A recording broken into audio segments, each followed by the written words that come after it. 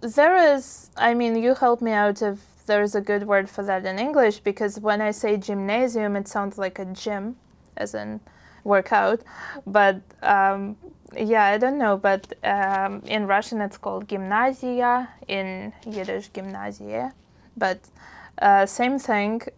Originally, like around the 19th century, in Tsarist Russia, these were, I would say, elite schools where people who were either part of the aristocracy or like the richer class, or people who somehow managed to get their way in through talent and perseverance, were able to study. They were mostly gender segregated, like there would be a female gymnasia and a male one.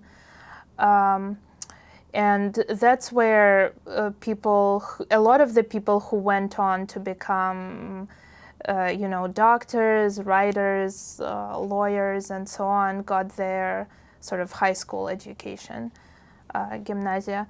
In the Soviet times, there was mostly, I believe, no such thing. And then in the 90s, I think the term enjoyed a kind of a revival, as a lot of other things related to pre-Soviet times started having a revival.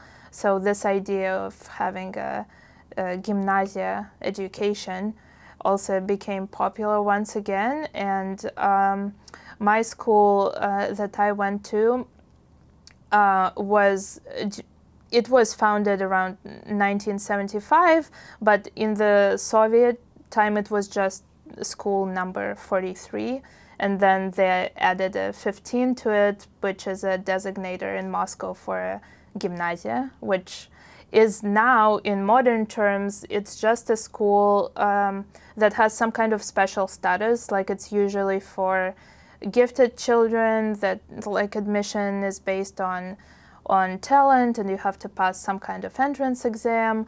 So it is kind of an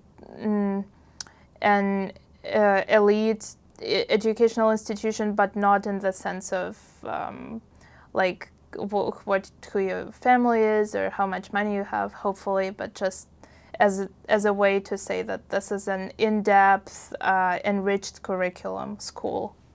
Yeah. Did you enjoy studying there? Oh, I loved it. Yeah. It informs a huge part of who I am as a person. My time at that school. It was also the reason why I didn't want to go to Moscow. Go to Toronto. I didn't want to leave Moscow at all.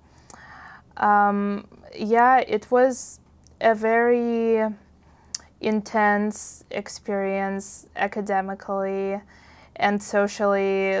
Like, we learned so much, and I was there from the age of 11 until the age of 15. And at 14, we got split into different streams, like a stream for math, a stream for the humanities, a stream for biology, and then one for physics and chemistry, so people could concentrate on what they wanted to learn more about.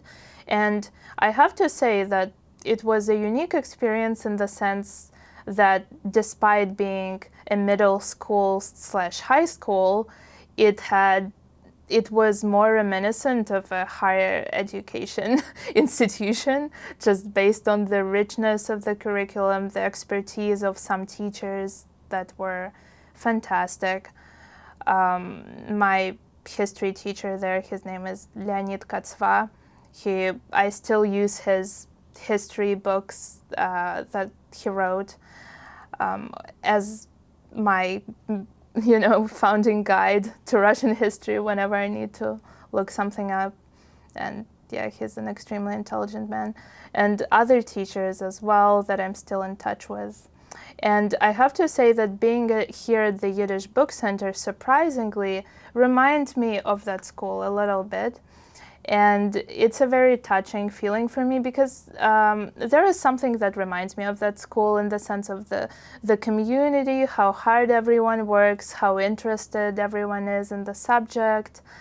And, well, if I may give our audience a bit of a spoiler, like the person sitting across from me who is interviewing me also went to that school in Moscow for a short period of time.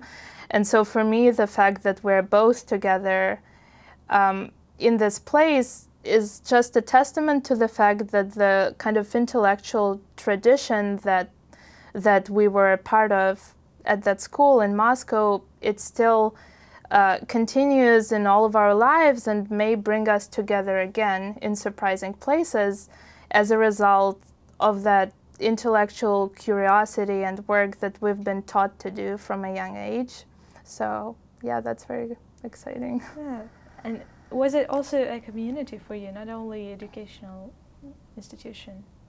That's cool. Oh, absolutely. It was a very close-knit community.